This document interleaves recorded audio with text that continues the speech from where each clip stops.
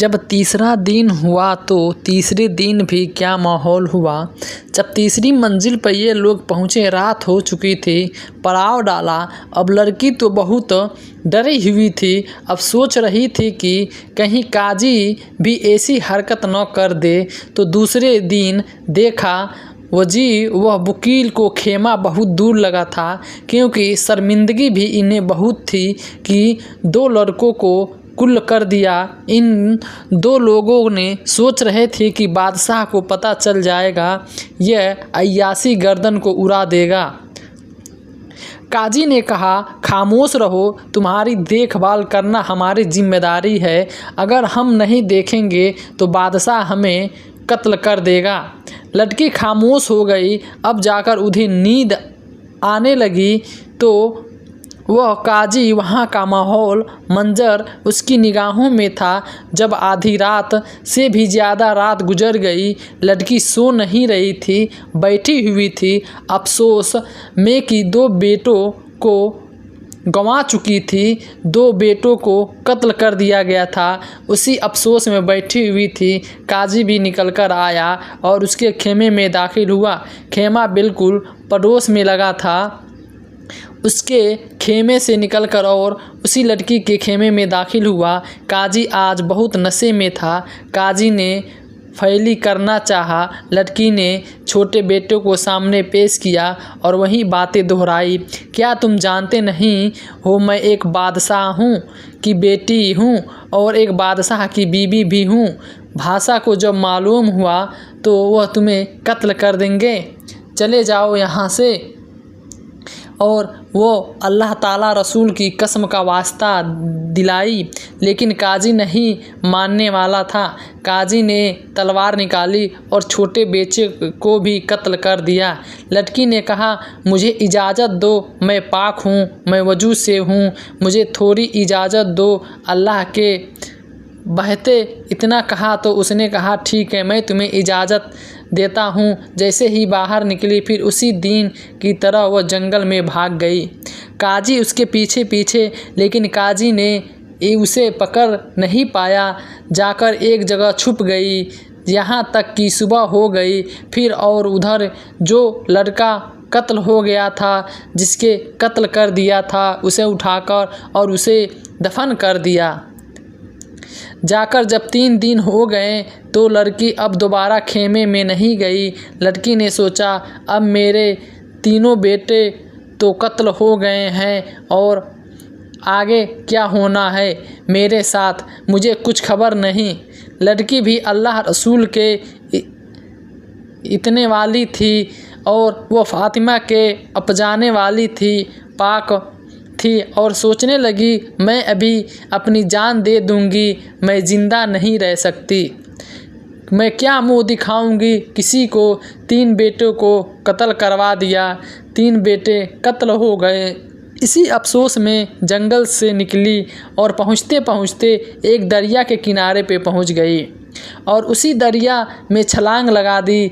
उस दरिया में कूद गई और जब उस दरिया में कूदी, छलांग लगाई तो बहते बहते एक दूसरे गांव की तरफ निकल गई, जो उसके बाप की सल्तनत से गांव आता था, उस बादशाह की सल्तनत में आता था जो बेटियों को मुसद्द नहीं करता था, जिसकी यहाँ बेटी भी ये बहुत दुख की माजी थी, बहुत सताई हुई थी। वहाँ 6 भाई थे जो कि फ़कीर थे, गरीब थे, भीख मांगने वाले थे। वो मछलियाँ पकड़ने आए थे। उन्होंने जाल डाला हुआ था, जाल में लड़की फंस गई। लड़की फंस गई तो वह लोग जल्दी से इस लड़की को बाहर निकाली और देखा तो खूबसूरत इतनी थी कि उस शहर में उसके जैसा खूबसूरत कोई नहीं था। अब 6 भाई के उन्हें होश उड़ गए कि किसकी बेटी है, कहाँ से आई है, इतनी खूबसूरत लड़की हमारे जाल में कैसे फंस गई। दूसरा कहने लगा, इसमें से शादी मैं करूँगा। तीसरा कहने लगा, मैं करूँगा। इसी तरह से 6 भाई आपस में लड़ने लगे और वह कहने लगे, मैं शादी करूँगा, मैं शादी करूँगा। उसके बाद वो अपने अब्बा के पास गए। उसके अब्बा फ़ैसला करेंगे हम लोग कौन से लोग शादी करेंगे इस लड़की से। तो उन्होंने उसके अपने वालिदैन के पास गए और वह बहुत ही अक्लमंद आदमी था। 6 भाई को बिठाया। 6 भाई ने बताया कि एक लड़की हम लोगों को मिली, उसकी हंसने को जान हम लोगों ने बचाई है, हम निकाह करना चाहते हैं। दूसरा भी यही कहा, तीसरा भी यही फरमाया और 6 लोग यही कहने लगे। तो तुम इस लड़की को अपनी बहन तस्लीम कर लो, तुम इसकी अच्छी से देखभाल करो, अच्छे से परवरिश करो, इसको अपनी बहन तस्लीम कर लो। लड़कों ने यह फ़ैसला सुनकर कठिन के बावजूद जैसा आप हुक्म फरमाया, यह भी एक बेहतर बात है कि हम इसको अपनी बहन मान लेते हैं। 6 भाई ने फ़कीर थे, अपनी बहन उन्होंने तस्लीम कर लिया। जैसे ही बहन की खिदमत करते हैं, जैसे ही बहन से बोलते हैं, उसी तरीके से उसके साथ भी रहने लगे और बहुत ही इज्जत करते और उसकी देखभाल करते। आज के दिन उसने कहा, लड़की ने सुनो, इस मुल्क को जो बादशाह है उसको कहानी सुनने का बड़ा शौक़ है, उसको कि उसे कहानी सुनाओ उस बुढ़ा और आप जाओ यहाँ से। उसने कहा, जाकर यह मेरी एक बहन है, वह किस्से सुनाती बहुत अच्छी है। बादशाह ने कहा, जाओ उसे बुला कर लाओ और मजदूरी पर रख लो, आपको कहानियाँ सुनाया करेगी, आप उसके बदले में मजबूरी दे दीजिएगा। और कही हुई बादशाह ने क्या हुआ, एक दिन दरबार में वही लड़की गई, नकाब में गई और पीछे से कहानी सुनाने लगी। बादशाह बहुत ही खुश हुआ तो बादशाह ने बहुत ज़्यादा रकम दे दी और 6 भाइयों ने आपस में बांट ली। दूसरे दिन हुआ, फिर वो लड़की गई, फिर उसने कहानी सुनाई तो बादशाह बहुत खुश हुआ। अब रोज़ इसी तरह से जाने लगी। एक दिन ऐसा देखा कि बादशाह उसका शौहर भी मौजूद था, वह काजी, वकील और फ़कीर भी वहीं बैठा हुआ था और काफ़िले वाले भी वहीं बैठे हुए थे। इसने समझ लिया कि यह काफ़िला आ गया है। उसका शौहर जो बादशाह था दूसरे मुल्क का, वह भी वहाँ बैठा हुआ था। तो इस लड़की ने कहा, बादशाह सलामत, मैं आपसे एक बात कहने वाली हूँ। अचानक बताओ क्या कहने वाली हो। कहा, बादशाह, यह कहने आई हूँ कि आज मेरी कहानी बहुत ही अलग है और आज मैं जो कहानी सुनाने वाली हूँ उसके दौरान कोई छूटना नहीं चाहिए। बीच में अगर कोई बीच में उठ गया तो मैं कहानी नहीं सुनाऊंगी। बादशाह भी बहुत शौकीन तो कहानी सुनने का, तो यह भी बीच में कोई डिस्टर्ब नहीं करेगा। उसने हुक्म दे दिया कि कोई भी बीच में नहीं उठ सकता, जो भी बीच में उठेगा मैं उसे कत्ल कर दूंगा। यह सुनने को कह दिया और बीच में कोई नहीं उठेगा। इस लड़की की हकीकत अभी कोई भी नहीं जानता था। लड़की पुराने के पीछे अपनी कहानी सुनाने लगी। जब उसने शुरुआत की तो लोग बिल्कुल शांत हो गए।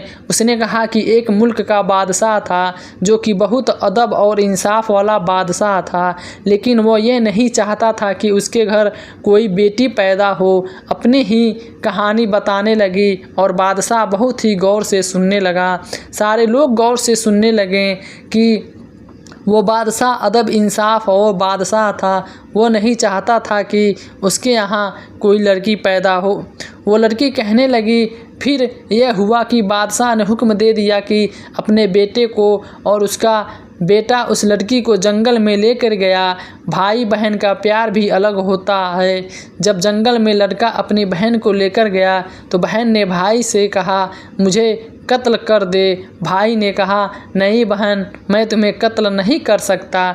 भाई बहन का प्यार उमड़ा। उसने बहन को वहाँ से भगा दिया और ख़ुद एक हिरन को कत्ल कर दिया। उसकी आंखें और खून निकालकर बादशाह के आगे पेश कर दिया। बादशाह ने सोचा कि उसकी बेटी मर गई, लेकिन वह जंगल में भटक चुकी थी। तो क्या देखा कि किसी दूसरे मुल्क का बादशाह आया। उसने उस लड़की को देखा और उसको देखकर वह निकाह का पैगाम दिया। जब इसने उसके शौहर ने यह बात सुनी तो इसके भी कान खड़े हो गए, रोंगटे खड़े होने लगे कि तुम मेरी ही दास्तान सुना रही हो। उसने अशरफियाँ निकाली, उसकी तरफ फेंकी। 6 भाइयों ने उठा ली और